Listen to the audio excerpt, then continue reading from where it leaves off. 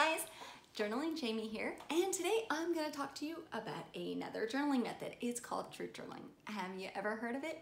Truth journaling is a great little tool that you can use anytime you want to get your thoughts out, kind of examine what's going on, and then separate what's true from what's the lie.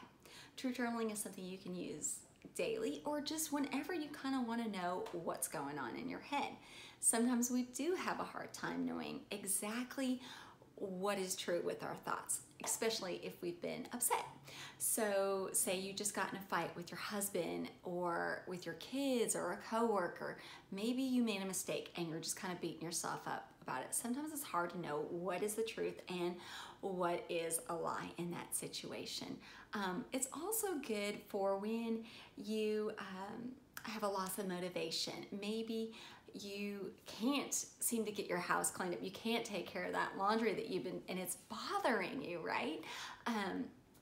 It's a great little tool for that. Or anytime that maybe you're struggling with feelings of anxiety or depression, feeling of inadequacy or an overwhelming sense of guilt, really anytime you want to know what is going on, truth journaling is a beautiful tool for that. How you do it is really easy. It's only 4 steps to go through, and I'm going to show you really quickly. But before you do, I really encourage you to take a moment and pray. Ask God to show you the truth about what's going on. Show him what the, say, Lord, what is the lie?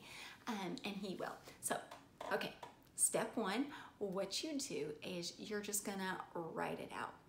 Write out what are your thoughts and feelings about the situation that upset you. What was going on when you were upset? And you just want to briefly, in maybe a small paragraph, write your thoughts about what's going on. And you really want to focus on your thoughts. Now, if you're having a hard time with this, one thing you can do is you can do like a little stick figure. Now, here's mine. I was kind of frustrated, and you just put a big old bubble over your head and you go, what am I frustrated about? What am I thinking about? And then you would go in there and start listing your thoughts. Actually, I just did this recently when I was trying to lose some weight, and I got on the scale and it wasn't exactly what I wanted it to say. Okay, I was a little upset. So I went back in and I said, what am I thinking about? This is what I was thinking. I'm only down 1 pound. I'm never going to lose this weight. I'm so frustrated. I should have lost more by now. I'm tired of being a big fat pig. I'm never going to eat again. You ever say crazy statements like that? Maybe I should give up. It's not working anyways. Okay, so those were all the thoughts that were going in my head. And that's step 1. So whether you write out a small brief paragraph about your thoughts or you do the stick figure, you just want to do a little synopsis of what you're thinking about, okay? Step 2 is now you want to examine those thoughts. So to do that, you're going to separate them first. So to separate them, you would just rewrite them on another journal page, leaving a little space in between so you can look at them, because you want to examine them. When you examine them, what you're looking for is what is the truth, what is the lie, and what is partially true, right? So having them separated, it's easier to kind of see what the truth is and what the lie is when they're not supported by every other feeling, right? So when I look at this and I say, I'm never gonna eat again. Well, we know that that's not true. It's very easy to see that that's a lie. Sometimes when you're going through, though, you can say that it's partially true, right? And so that brings us to step 3. Step 3 is where you want to identify your distortions. The distortions kind of show you where there's a little bit of truth, but part of it's a lie. And that's the part that you want to debunk is the lie. So like maybe I'm tired of being a big fat pig. The truth is I am tired of, of my weight, but being a big fat pig, that's a little bit of an exaggeration. That's not exactly true. And that's actually some of the things that you can check for when you're looking for distortions, like exaggerations, name calling, if you're assuming things, different, just different things like that. If it's out of balance, if it's blown up, if you are doing some mind reading or anything like that, then you know that that's not completely true. And so anyone that's not true, we want to bring to step 4. Now, step 4 is where you're going to challenge the lie. Okay, so you're going to challenge the lie and find out what the truth is and rewrite that truth. So this is how you would do it. So you would say, okay, there's a couple actually different ways that you could do this. You could do one through common sense. Now, common sense is just telling you something like, I'm never going to lose a pound. I mean, I'm down only 1 pound. I'm never going to lose this weight. Well, common sense would tell you never is a long time, right? That it's not,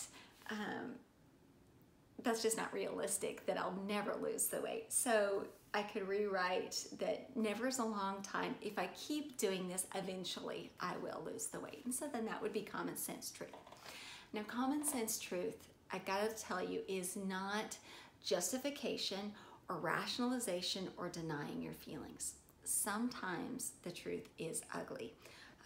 For example, I did truth journaling one time in a previous relationship when I found out that my husband at the time was having an affair, and so I did some truth journaling. I wrote, he's having an affair, he's going to leave me, I'm never going to be loved again. Well, the truth was he was having an affair and he was going to leave.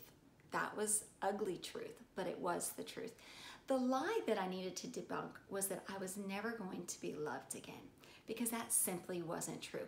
Just because one person didn't decided not to love me anymore didn't mean that nobody would ever love me again. And I know that's true for a fact, because I've been married now for 10 years to the love of my life, who absolutely adores me and loves me and spoils me more than anybody ever has. So it was just a lie. And so what you want to do is, if you do find a distortion, you want to debunk that part of the lie, okay? And not rationalize what the truth is.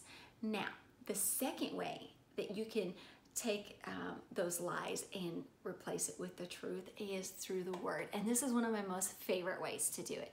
Actually, 2 Corinthians 10:5 says, take every thought captive and bring it to the obedience of Christ. That means take your thoughts and bring it to the truth. And so it's a beautiful way to do it. So what you would do is something like, okay, I've only lost 1 pound. I'm never going to lose this weight again. I could use scriptures like, okay, I'm only down 1 pound, but don't despise the day of small beginnings. It's a start, right? Or I'm never going to lose this weight. I can do all things through Christ who strengthens me. I mean, either way, you're just taking scriptures in something and replacing it with a truth that you believe. And that's going to help build your faith as well. So that's it. That's basically how you truth journal. I mean, it's going to take a little bit of practice to do it, but keep doing it, keep trying it. I encourage you, try it daily, see what happens for a little while. If you actually want to know more about truth journaling, I just wrote a post about it, and I'm going to put a little link down in the bottom that you can just click on and go read more about truth journaling, or go check out my site, find out more practical ways to apply truth journaling or other journal methods that's going to help you connect to the heart of the matter and the matters of the heart. Truth journaling will help you in so many ways, because you really need to know the truth, because once you know the truth, it sets you free. And that's it, guys. Go check it out. Thanks for watching. See you next time.